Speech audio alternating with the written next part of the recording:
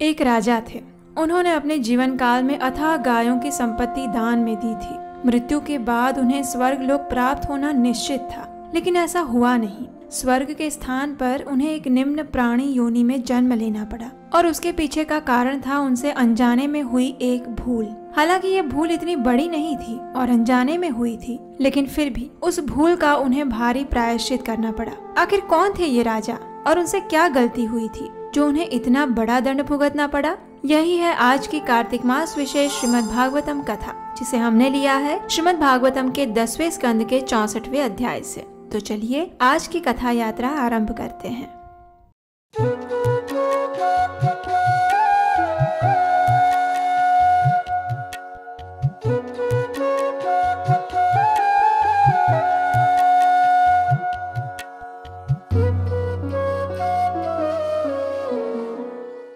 हरे कृष्णा। एक दिन यदुवंश के राजकुमार द्वारिका के नजदीक एक वन में विहार करने गए हुए थे। उनमें प्रद्युम्न, सांब, भानु, गद इत्यादि सम्मिलित थे। वे सभी वन में विविध प्रकार के खेल खेलने में व्यस्त थे। कुछ समय बाद वे सभी थक गए और उन्हें प्यास भी लगी हुई थी। पानी को खोजते हुए वे सब एक सूखे कुएं के पास जा पहुँचे। अंदर झांक कर देखा तो पानी तो था नहीं, लेकिन एक बड़ी सी छिपकली उस कुएं की दीवार पर चिपकी हुई थी। वो कद में अत्यंत विशाल थी। उसे देखकर सभी राजकुमार आश्चर्यचकित रह गए। उस पर दया करते हुए उन्होंने उसे बाहर निकालने का प्रयास किया, परंतु अनेक प्रयासों के बाद भी वे उसे बाहर नहीं निकाल पाए। इसलिए वे सब दौड़ते हुए भगवान श्री कृष्ण के पास पहुँचे। उन्होंने भगवान को इस विचित्र जीव के बारे में बताया। ये सुनते ही श्री कृष्ण अपने पुत्रों के साथ उस स्थान पर पहुँचे और उन्होंने अपने बाएं हाथ को सरलता से बढ़ाकर उस छिपकली को कुएं से बाहर निकाल लिया। जैसे ही उस जीव को भगवान का स्पर्श हुआ, वैसे ही उसने छिपकली का शरीर त्याग दिया और एक सुनहरे रंग का अत्यंत सुंदर देवता बन गया। अब देखिए, श्री कृष्ण तो सर्वज्ञ है। वे तो सबके बारे में सब कुछ जानते ही हैं, लेकिन फिर भी सामान्य लोगों को शिक्षा देने के लिए उन्होंने पूछा, हे परम भाग्यवान, आप कौन है? ऐसा लगता है कि आप कोई महान देवता हैं। आपने ऐसा कौन सा निकृष्ट कार्य किया था जो आपको ऐसी निम्न योनि प्राप्त हुई थी? यदि आप उचित समझे तो हमें आपके विषय में ये सब जानने के लिए उत्सुक हैं। भगवान के वचन सुनकर उस देवता ने भगवान श्री कृष्ण को प्रणाम किया और इस प्रकार कहना आरंभ किया। नृगो नाम नरेंद्रो अहम इक्ष्वाकुतनयः प्रभो दानिष्वाख्यायमानेषु यदि ते कर्णमस्पृशम् किं नु ते विदितं नाथ सर्वभूतात्मसाक्षिणः कालेनाव्याहत त्रिशो वक्ष्येथापि तवाज्ञया। हे भगवान, आप तो सर्वज्ञ हैं। भला ऐसी कौन सी बात है जो आपसे छिपी हुई है?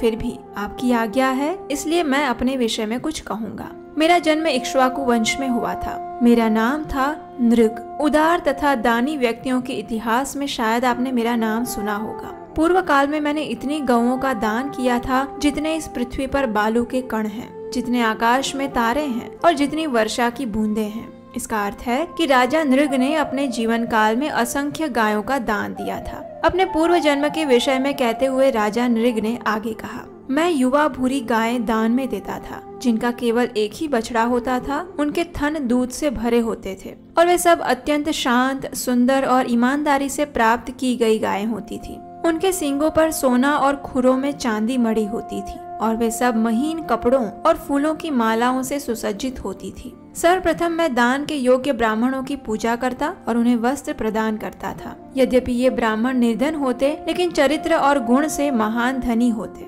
मैं न केवल उन्हें गाय अपितु साथ ही भूमि, घर, सोना, घोड़े, हाथी, घर गृहस्थी का सामान, विवाह योग्य कन्या और दासियां भी देता था। एक समय मैंने एक ब्राह्मण को गाय दान में दी थी। कुछ समय बाद वो गाय घूमते घूमते मेरी गायों के झुंड में आकर मिल गई। मैं इस बात से संपूर्ण रूप से अनजान था, इसलिए मैंने उसी गाय को एक और ब्राह्मण को भी दान में दे दी।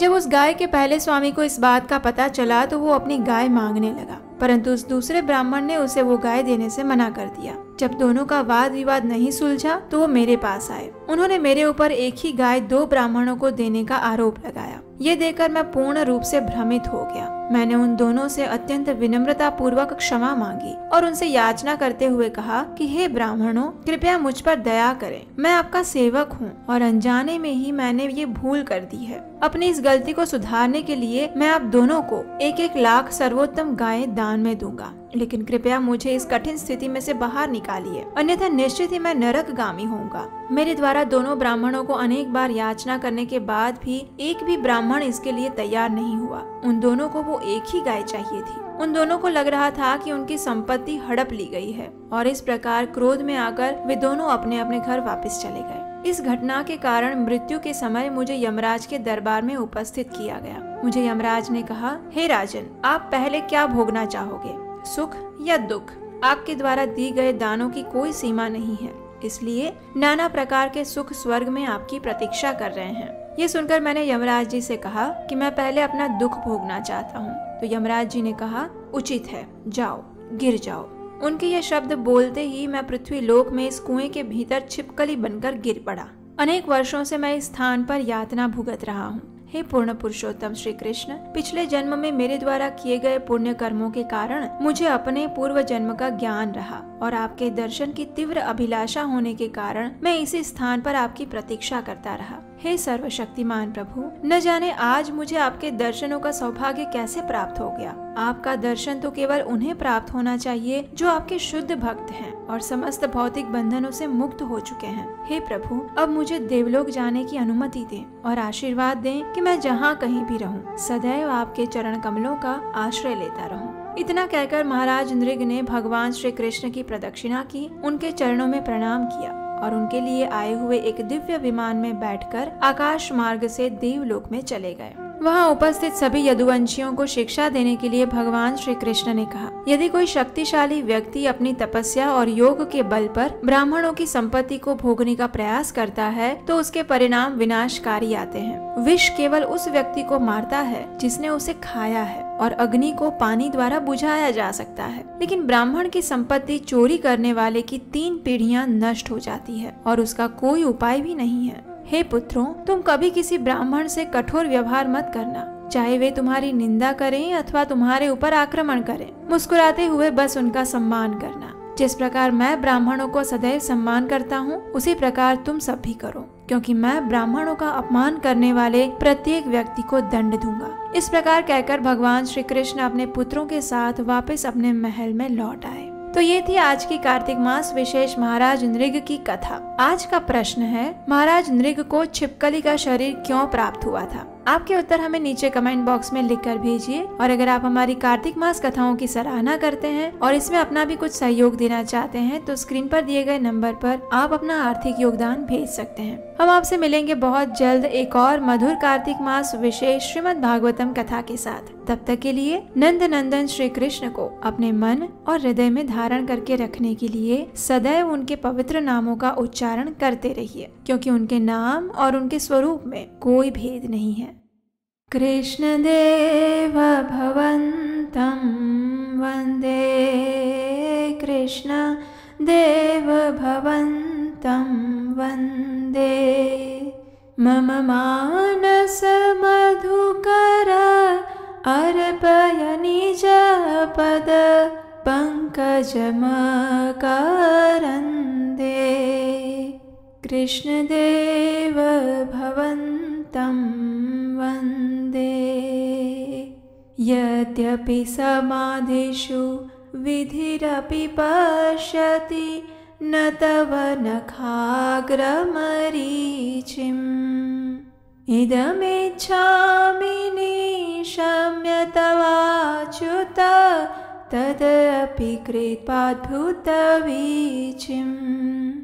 कृष्णदेव भवन्तं वन्दे, कृष्णदेव भवन्तं वन्दे। हरे कृष्ण।